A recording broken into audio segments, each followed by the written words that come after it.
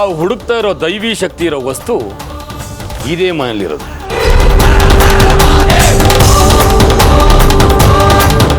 ಇದರ ಶಕ್ತಿ 10 ನಾಗಮಣಿಗಳಿಗೆ ಸಮ.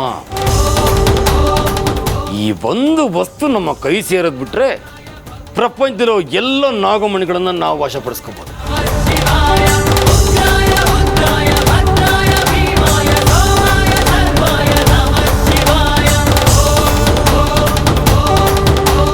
ಹಾಗಾದ್ರೆ ಬಾಬಾ ಸುಮ್ಮನೆ ಯಾಕೆ ಇಲ್ಲಿ ಸಮಯ ವ್ಯರ್ಥ ಮಾಡ್ತಿದ್ದೀರಾ? ನಡೀರಿ ಒಳಗೆ. ಬನ್ನಿ. ವಂಚನೆಯ ವಂಚಕರು, ಸಂಚಿನ ಸಾಧಕರು, ಅರಿಷಡ್ ವರ್ಗಗಳ ಅಧೀನಕ್ಕೆ ಒಳಗಾದ ಅಹಂಕಾರಿಗಳು, ಅಹಂ ಬ್ರಹ್ಮಾಸ್ಮಿ ಅನ್ನೋ ನಿತ್ಯ ಸತ್ಯದ ಅರ್ಥ ಮಾಡಿಕೊಳ್ಳದ ಅಜ್ಞಾನಿಗಳಿಗೆ ಈ ಮನೆ ಒಳಗಡೆ ಪ್ರವೇಶವಿಲ್ಲ. ನಿನ್ನ ಅಪ್ಪಣೆ ತಗೊಂಡು ಒಳಗು ಬರೋದಕ್ಕೆ ನಾವು ನಿನ್ನ ಅಧೀನದಲ್ಲಿಲ್ಲ. ಉದ್ದಟತನದಿಂದ ಯಾರೂ ಉದ್ಧಾರ ಆಗಿಲ್ಲ. ನಿನ್ನ ಕಿವಿ ಮಾತಿನ ಸಿಹಿ ನಮಗೆ ಬೇಕಾಗಿಲ್ಲ. ಬಾಬಾ, ಏನ್ ನೀವು ಈ ಮುದ್ಕಿ ಹತ್ರ ಕಾಗ ಕಗುವಕ್ಕನ ಕತೆ ಕೇಳ್ತಾ ಕೂತಿದ್ದೀರಾ? ಮೊದಲು ಆ ಮುದ್ಕಿನ ಮುಗಿಸಿ, ಆಮೇಲೆ ನಮಗೆ ಬೇಕಾಗಿರೋದನ್ನ ತಗೊಂಡು ಹೋಗೋಣ. ಇನ್ನೊಂದು ಹೆಜ್ಜೆ ಮುಂದೆ ಇಟ್ಟರೆ ಸುಟ್ಟು ಭಸ್ಮ ಆಗ್ಬಿಡ್ತೀರಾ. ಏಯ್, ದಂಡಿಗೆ ಹೆದರ್ಲಿಲ್ಲ, ದಾಳಿಗೆ ಹೆದರ್ಲಿಲ್ಲ, ನಿನ್ನ ಈ ಧಮ್ಕಿಗೆ ಹೆದರ್ತೀವ ನಾವು? ಬಾಬಾ, ಈ ಮುದುಕಿ ಹಾಕೋ ಗೊಡ್ಡು ಬೆದರಿಕೆಗಳಿಗೆ ನಾವು ಹೆದರ್ಕೊಂಡ್ರೆ ನಮ್ಮ ಗುರಿನ ನಾವು ಮುಟ್ಟೋಕ್ಕಾಗೋದಿಲ್ಲ. ಒಳಗೆ ನಡೀರಿ.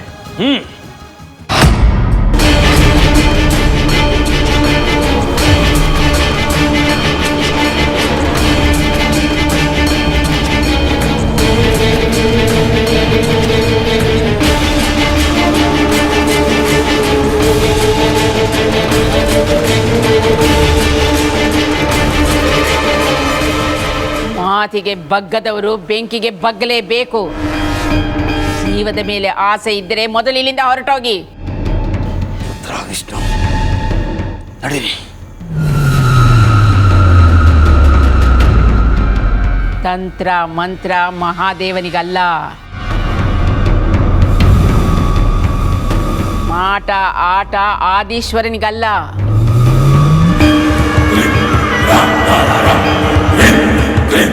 ಯುಕ್ತಿಗೆ ಒಲಿಯನು, ಭಕ್ತಿಗೆ ಒಲಿಯದೇ ಇರನು. ಮುಕ್ತಿಯೊಂದೇ ಮೂಲ, ಅದೇ ಜೀವ, ಅದೇ ಜೀವನದ ಜಾಲ.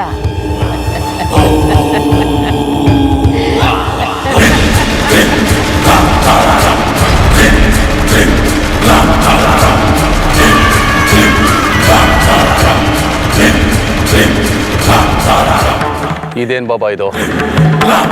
ಸೋಲಿನ ಮೇಲೆ ಸೋಲು. ಬಾಬಾ, ನೀವು ಅಂದ್ರೇನು, ನಿಮ್ಮ ಶಕ್ತಿ ಅಂದ್ರೇನು? ಅಂಥದ್ರಲ್ಲಿ ಯಕಶ್ಚಿತ್ ಒಂದು ಮುದುಕಿಯಿಂದ ನಿಮಗೆ ಸೋಲ? ನನಗೆ ಸೋಲಾಗಿದ್ದು ಆ ಮುದುಕಿಯಿಂದ ಅಲ್ಲ, ಅವಳ ಹತ್ರ ಇರೋ ಆ ಶಕ್ತಿಯಿಂದ. ಏನ್ ಬಾಬಾ ಅದು? ಆ ಮುದುಕಿ ನಿರಂತರವಾಗಿ ನಿಯಮ ನಿಷ್ಠೆಯಿಂದ ಪೂಜೆ ಪುನಸ್ಕಾರ ಹೋಮ ಹವನಗಳನ್ನು ಮಾಡಿ ಸಾತ್ವಿಕ ಶಕ್ತಿಯನ್ನ ಪಡೆದುಕೊಂಡಿದ್ದಾಳೆ. ಆ ಶಕ್ತಿ ಈಗ ಅವರ ಮನೆಯಲ್ಲಿ ಪ್ರಜ್ವಲಿಸ್ತಾ ಇದೆ. ನಿಮ್ಮಲ್ಲೂ ಶಕ್ತಿ ಇದೆ ಅಲ್ವಾ ಬಾಬಾ? ನನ್ನದು ತಾಮಸ ಶಕ್ತಿ, ಆ ಮುದುಕಿದು ಸಾತ್ವಿಕ ಶಕ್ತಿ. ಸಾತ್ವಿಕತೆಗೆ ತಾಮಸತ್ವ ಅಳಿಲೇಬೇಕು, ಇದೇ ಜಗದ ನಿಯಮ. ಅಂದ್ರೆ ನಾವು ಆ ಶಕ್ತಿನ ಪಡ್ಕೊಳ್ಳೋ ಆಸೆಗೆ ಎಳ್ಳು ನೀರು ಬಿಟ್ಟಾಗ ಬಾಬಾ? ಪವಿತ್ರತೆಯಿಂದ ಪ್ರಜ್ವಲಿಸ್ತಾ ಇರುವ ಆ ಜಾಗಕ್ಕೆ ಅಪವಿತ್ರವಾದ ಒಂದು ವಸ್ತುವನ್ನು ಹಾಕಿದ್ರೆ ಆ ಶಕ್ತಿ ನಮ್ಮ ಕೈವಶ ಆಗುತ್ತೆ. ಹೇಗೆ ಬಾಬಾ? ಜೈ ಮಹಾಕಾಲ.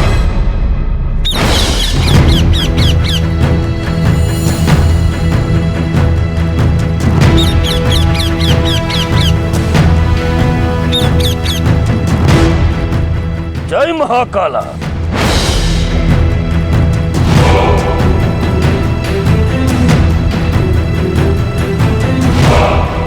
ಇಳಿರಾಮ, ಈ ತಾಯ್ತಾನ ತಗೊಂಡು ಹೋಗಿ ಆ ಮುದುಕಿ ಮನೇಲಿರೋ ಪೆಟ್ಟಿಗೆ ಹತ್ರ ಹಾಕು.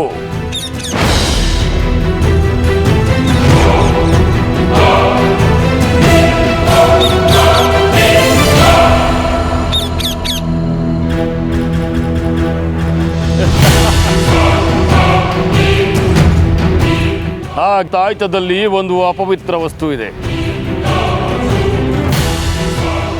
ಆ ವಸ್ತುನ ತಗೊಂಡೋಗಿ ಆ ಮನೇಲಿ ಹಾಕಿದ್ರೆ ಆ ಮನೆಯ ಪವಿತ್ರತೆ ನಾಶವಾಗುತ್ತೆ. ಆಗ ನಾನು ಅಲ್ಲಿಗೆ ಹೋಗಿ ಆ ದೈವಿ ವಸ್ತುವನ್ನ ಸುಲಭವಾಗಿ ನನ್ನ ವಶಕ್ಕೆ ಪಡ್ಕೋಬಹುದು. ಆಮೇಲೆ ಈ ಪ್ರಪಂಚದಲ್ಲಿ ನಮ್ಮನ್ನಾಗ್ಲಿ ನಿಮ್ಮನ್ನಾಗ್ಲಿ ತಡೆಯೋಕೆ ಯಾರ ಕೈಯಿಂದನೂ ಸಾಧ್ಯವಿಲ್ಲ. ಈ ಶಕ್ತಿ ಒಂದು ನಮ್ಮ ಕೈವಶ ಆದ್ರೆ ನಾಗಮಣಿ ನಮ್ಮ ಕೈಗೆ ಬಂದ ಹಾಗೆ ವಿಷ್ಣು.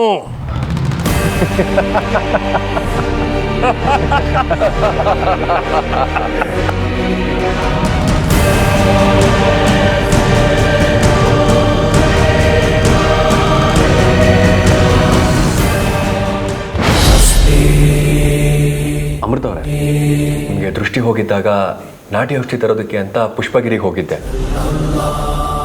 ಅಲ್ಲಿ ಮಣಿ ಅನ್ನೋರು ಪರಿಚಯ ಆದರು. ಹೌದಾ?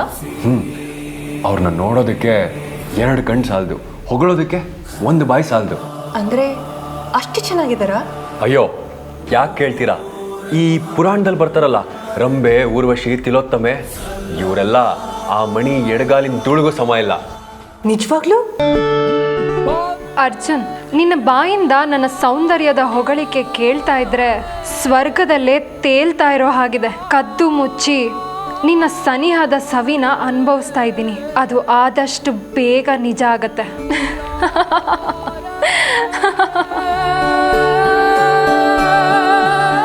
ಅರ್ಜುನ್ ಅವರೇ, ನಿಮ್ಮ ಅಜ್ಜಿಗೆ ಮಂಡಿ ನೋವು ಅಂತ ಹೇಳ್ತಾ ಇದ್ರಲ್ಲ, ಆ ಮಣಿ ಹತ್ರ ಔಷಧಿ ಕೊಡ್ಸೋದ್ರೆ ಹೇಗೆ?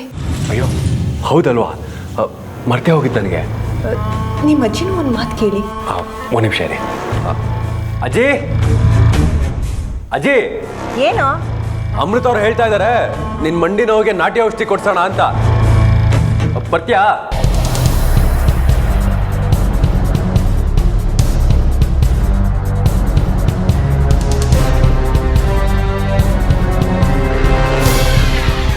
ನನ್ನ ಕಣ್ಣಿಗೆ ಅಮೃತ ಕಾಣ್ತಾ ಇದ್ದಾಳೆ ಅಂತ ಇವನ ಹತ್ರ ನಾನು ಯಾಕಾದ್ರೂ ಸುಳ್ಳು ಹೇಳಿದ್ನೋ ಏನೋ. ಅಜ್ಜಿ, ಏನು ಯೋಚನೆ ಮಾಡ್ತಾ ಇದೀಯಾ? ಹೋಗೋಣ ಬಾ. ಹಾಂ, ಹೋಗೋಣ ಹೋಗೋಣ. ಯಾವತ್ತು ಹೋಗೋಣ ಅಜ್ಜಿ? ಇವತ್ತೇ ಹೋಗೋಣ? ಅಜ್ಜಿ, ಅಮೃತ ಅವ್ರು ಕೇಳ್ತಿರೋದು ನಿನಗೆ ಕೇಳಿಸ್ತಾ ಇಲ್ವಾ? ಅಮೃತ ಅವ್ರು ಹೇಳ್ತಿದ್ದಾರೆ ಇವತ್ತೇ ಹೋಗೋಣ ಅಂತ. ಇವತ್ತಾ? ಇವತ್ತು ನಾನು ಉಪವಾಸ, ಹೊರಗಡೆ ಎಲ್ಲೂ ಬರೋದಿಲ್ಲ. 1 ನಿಮಿಷ ಇರು, ಬಂದೆ. ಅಲ್ಲ ಅಜ್ಜಿ, ಅಜ್ಜಿ, ಅಮೃತ ಅವರೇ, ಅಜ್ಜಿ ಇವತ್ತು ಉಪವಾಸ ಅಂತೆ. ಇವತ್ತು ಬೇಡ, ಒಂದು ಕೆಲಸ ಮಾಡೋಣ, ನಾಳೆ ಬೆಳಿಗ್ಗೆ ಬೇಗ ಹೊರಟ್ಕೊಳ್ಳೋಣ. ನಮ್ಮ ಅರ್ಜುನ್ ಸ್ಥಿತಿನ ನನ್ನ ಕೈಯಲ್ಲಿ ನೋಡೋದಕ್ಕೆ ಆಗ್ತಾ ಇಲ್ಲ. ಇದು ನಿಲ್ಗೆ ಬಿಡಬಾರ್ದು. ಅವರಂತೂ ಇದ್ರ ಬಗ್ಗೆ ತಲೆ ಕೆಡಿಸ್ಕೊಳ್ಳೋದಿಲ್ಲ. ಇದಕ್ಕಿರೋದು ಒಂದೇ ದಾರಿ, ಶಾಸ್ತ್ರಿಗಳು. ಅವ್ರನ್ನ ಭೇಟಿ ಮಾಡಿ ಇದಕ್ಕೆ ಪರಿಹಾರ ಏನು ಅಂತ ಕೇಳ್ತೀನಿ.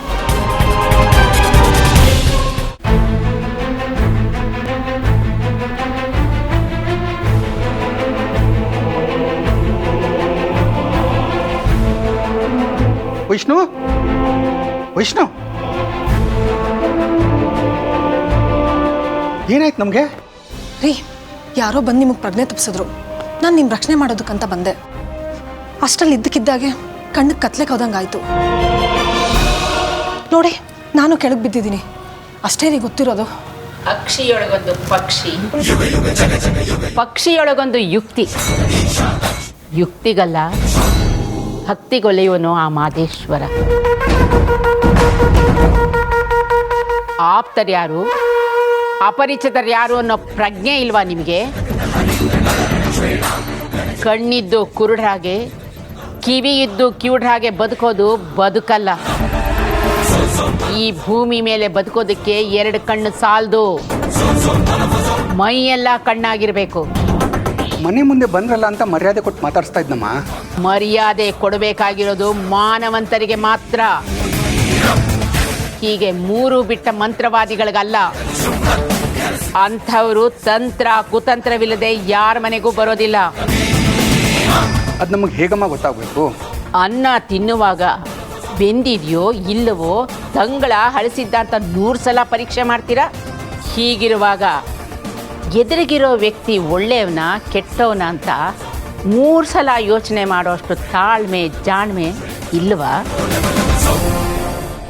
ಆ ಜಾಣ್ಮೆ ತಾಳ್ಮೆ ಇಲ್ಲದೇ ಇದ್ರೆ ಹಾಳಾಗಿ ಹೋಗ್ಲಿ, ಅದನ್ನು ಬೆಳೆಸ್ಕೊಳ್ಳೋಕ್ಕಾದ್ರೂ ಪ್ರಯತ್ನ ಪಡಬೇಕು. ಅದು ಜೀವನ ಮಾಡೋ ರೀತಿ ನೀತಿ. ಇನ್ನು ಮುಂದೆ ಹೀಗಾಗೋದಿಲ್ಲಮ್ಮ. ಎಲ್ಲಿ ಆ ಅಮೃತ? ಅತ್ತೆ, ಅವಳು ಇಲ್ಲೇ ಎಲ್ಲೋ ಹೋಗಿ ಬರ್ತೀನಿ ಅಂತ ಹೋದ್ಲು.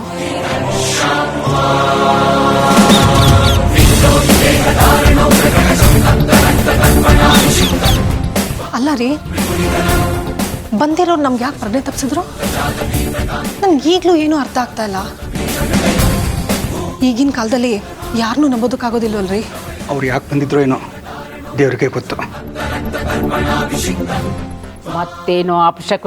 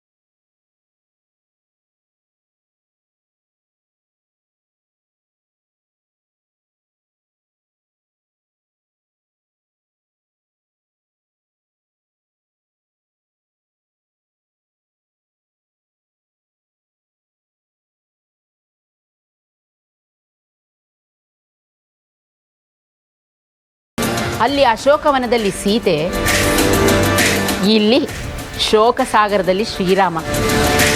ಅವರಿಬ್ಬರು ಅನುಭವಿಸಿದ ನೋವನ್ನು ನಾವು ಅನುಭವಿಸೋದಕ್ಕೆ ನನಗಿಷ್ಟ ಇಲ್ಲ.